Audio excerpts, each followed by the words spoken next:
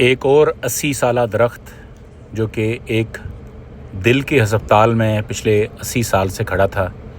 Hospital کی expansion کی وجہ سے اس درخت کو ہم یہاں سے لے کے دریائے سواں کے کنارے نیچر ریزرو پارک میں لے کے جا رہے ہیں۔ اور یہ درخت اس نے کتنے ہزاروں لوگوں کو یہاں پر کمفرٹ دی ہوگی، لاکھوں لوگوں کو سایہ دیا ہوگا۔ اور اب یہ ARL کے نیچر ریزرو پارک میں دریائے سواں کے کنارے دیگر ہزاروں لاکھوں لوگوں کو،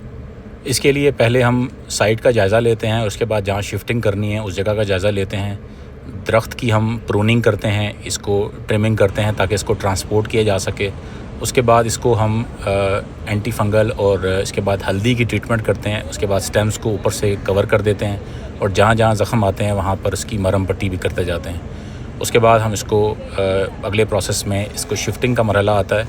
یہ دیکھیں یہاں پر ہم جتنے بھی کٹ لگے ہیں وہاں پہ ہلدی لگا رہے ہیں، اس کے بعد اس کو پولیتھین سے ریپ کر کے اور کسی جگہ پہ ہم جوٹ کا کپڑا چڑھائیں گے۔ اس کے بعد نیچے روٹس کو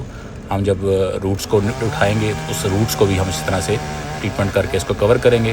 اور اگلی جگہ پہ اس کو شفٹ کریں گے۔ انشاءاللہ تعالیٰ اس کی آپ کو 1-2 دنوں میں مزید اپڈیٹس دیں گے جب اس کو ہم یہاں سے موو کر کے دوسری جگہ پہ لے کے جائیں گے، اور انشاءاللہ یہ درخت وہاں پر پھر اپنی آب و تاب سے چند سال میں دوبارہ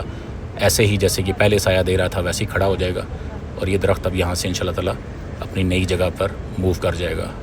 اپنا خیال رکھیں، اپنے ارد گرد ایسی کوئی بھی بلڈنگ بن رہی ہو، ایسی کوئی بھی عمارت بن رہی ہو، روڈ ایکسپینشن ہو، تو وہاں پر اب یہ ایک محاورہ بن جانا چاہیے کہ اب درخت کٹیں گے نہیں،